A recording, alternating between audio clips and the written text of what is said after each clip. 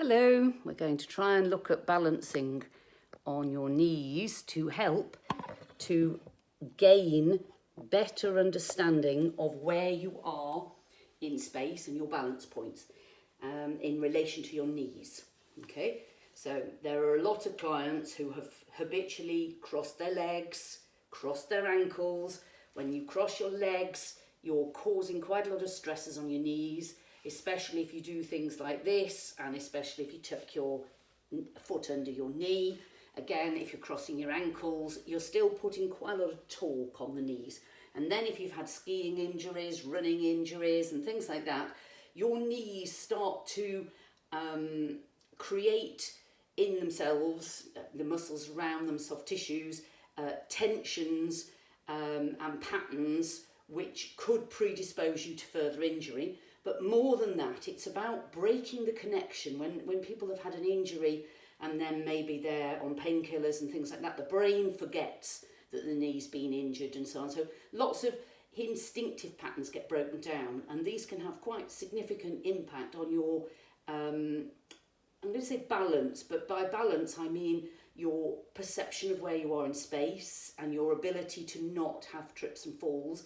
And also the brain doesn't know which muscles it needs to put some energy into to strengthen and so on to change. And the body is capable of doing all this. Just like if you were to start training and running, as you run, your body starts to learn what muscles it needs to build, which areas it needs to put more resource into.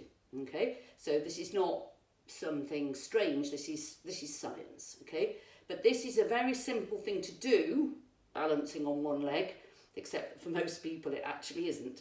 And it's really important to this is not just for rehabbing a knee after an injury, this is a lifetime thing, and as we get older it becomes possibly more important, but it must be done safely. So I would never recommend anybody does it like this with empty corridor at the side. I would do it with 2 chairs at the side that I can balance on, and if I'm feeling particularly infirm, I would put, maybe a chair in front of me so that I've got something I can grab onto, whichever I know will support me, and possibly do it into a corner so that I've got 2 sides coming across from here, so that I've got nowhere to fall and I've got plenty of places to help me. Okay, so now I'm going to take this foot here and I'm going to bring it in as I have to stand on it, and I'm going to try and balance on one leg.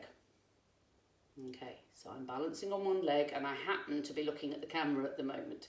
Okay, so I'm not going to be looking at the camera later when I do my eyes closed.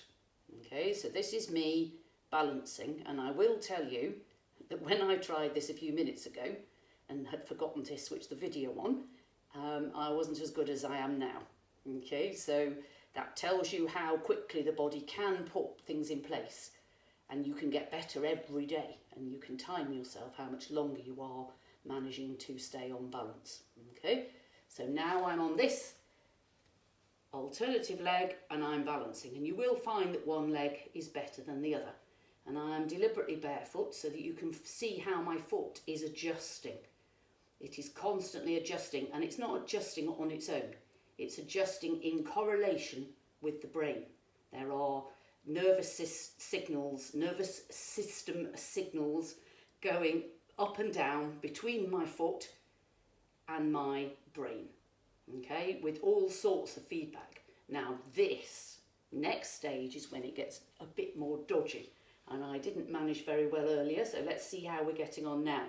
I am now moving away from the camera and I'm looking straight ahead, and I'm fixing myself on a label I can see on the wall in front of me. You would need to find something that you could fix your eye on.